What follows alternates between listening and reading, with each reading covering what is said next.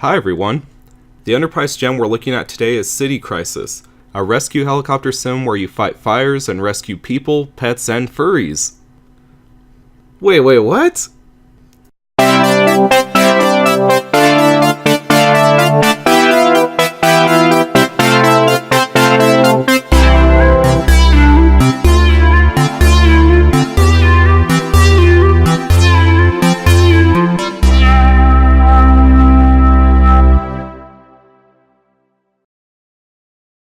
Yes, there are actual furries in this game. The game doesn't find it unusual at all or point this out to you, which is strange because it's not an Easter egg. It's very typical to encounter at least one during each rescue level. In this game, furries are people too, and they're in as much need of rescue as everyone else. I would never imagine such a thing coming from a developer named Syscom Entertainment. However, as much as that sounds like a Western developer, I assure you it's just a front company. How do I know that? Well, what if I told you Syscom created a train simulator where you race other trains? Yep, if you're reaching out to the train otaku crowd, you might be a Japanese game developer. The first hint comes when the main menu announcer says, "Select arbitrary item." Select arbitrary item. What the hell is that supposed to mean? Trust me, that's just the start.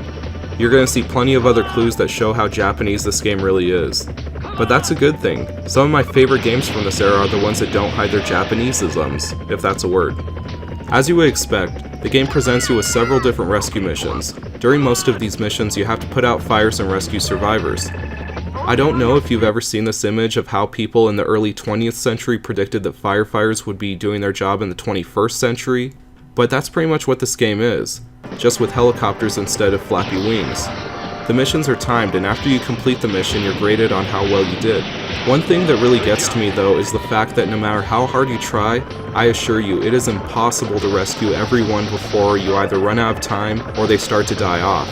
This is especially true since you'll encounter random people along the way who claim they need to be rescued. What danger are they in? They're not trapped in a burning building like the other people I have to save. These people tick me off. I think they're just hitching a ride to work. But regardless of how many people live or die, you still complete the level. So is the message here that during rescue scenarios some people are going to have to die? Aside from the harsh reality learned there, it is irritating if you're a perfectionist who tries to get the best score. Before each mission, you select which helicopter to use. They each have their strengths and weaknesses between them, so any mission can be completed with the helicopter you're most familiar with, or the one you think would work best in a given scenario. But of all the helicopters available, I don't recommend using the smallest helicopter, because the gameplay has one really bad flaw. The flying takes place in an overhead perspective, so you have a very limited view of what's ahead of you.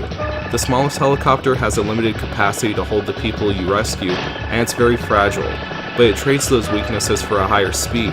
But that speed becomes the biggest problem since you're constantly running into buildings. Extinguishing fires is one of the most enjoyable elements in the game because you get to use water rockets. You also have water cannons, but they don't work well on large fires, and they need to recharge constantly. Fires grow when they're not extinguished completely, so the weak water cannons are one of the most aggravating parts of the game. I also don't like how it is impossible to land without taking damage, but those are just the bad parts. The game as a whole is very good. The action is fast-paced, and you have to think on your feet. There are 2 hidden choppers that can be unlocked.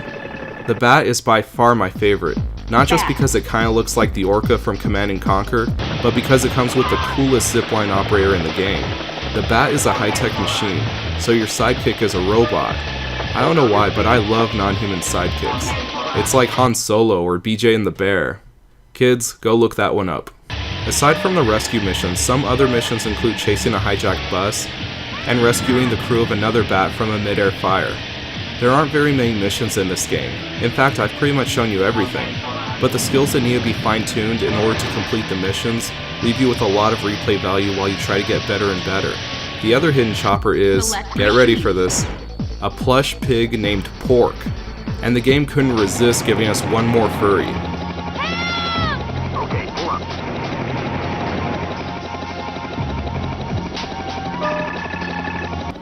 The animation when you crash Pork is hilarious. The last mission involves an earthquake disaster and has you rescuing people all over the city. It's kinda sad to see the city where you were once rescuing people is now completely in ruin.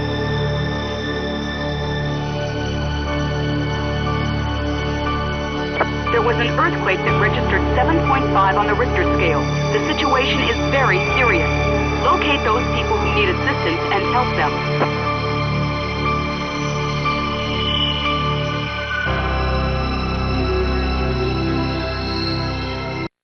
The credits play over the destruction. Wow, they gave a shout out to Rockstar, and this is way before GTA 3 ever came out. What? Brown Boy? Never mind, I'm not even gonna ask. Ladies Man? Overall, despite the game's flaws, it's still a great game. Definitely worthy of 99 cents, or 89 cents if you're a member of the cult of GameStop. That's another great thing about finding 99-cent gems on a disc-based system. If you just want to play the game and don't care about the case, you can find games that are priced very cheaply. I've been able to discover a lot of hidden gems this way. Just go out there and feed your curiosity. You'll be surprised at what 99 cents can buy.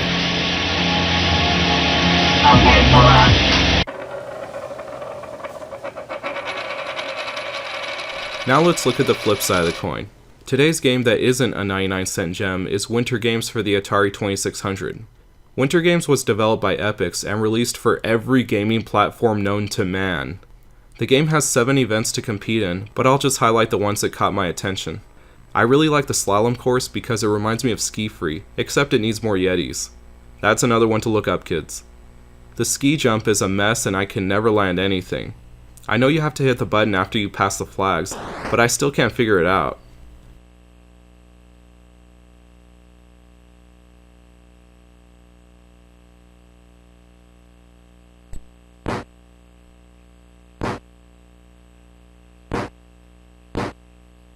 The most interesting game is Biathlon. You have to rock the joystick side to side and sync with the character's heartbeat in order to move quickly, but when you get to the shooting area, it's hard to figure out what you have to do. You try pressing the button, but it doesn't do anything. What you have to do is rock the joystick backwards and forwards before each shot, to mimic the action on a rifle bolt. Pretty cool. You know how I used the term Atari simple in my first episode? This game is the complete opposite of that. It's Atari complicated. The game came out at the end of the Atari's life, and it really did some impressive stuff that was unimaginable just a few years earlier. You get menus, an intro scene, even the trees look good. I can't believe I'm actually complimenting the trees. Remember, this looked impressive at one point in time, so something like Winter Games wasn't a step forward, it was a leap. Even the Norwegians never looked so realistic. So let's recap for a second. In our first episode, our flip side of the coin was a game that cost 99 cents, but wasn't a gem. The second episode featured a game that was a gem, but wasn't 99 cents. I like this game. I would definitely call it a gem, and you could tell I got it for 99 cents. So why isn't it a 99-cent gem? Well, the series you're watching right now is pretty young, so I have to make up the rules as I go along. And the rule that applies here is, no sports games. Seriously guys, we're going to be here all day if we start covering the sports games you could find in the 99-cent bin. But I am willing to give one exception to one type of sport. So tune into our next 99-cent gem episode and you'll find out what that is. Now for all my Atari fans, I know things are looking bad. We've had 2 Atari games on the show and neither has been able to cut it as our 99-cent gem. But I assure you that pretty soon, maybe not in the next episode or in the one after that, but pretty soon I will feature an Atari game as a 99-cent gem. Until then, take care and I'll see you next time.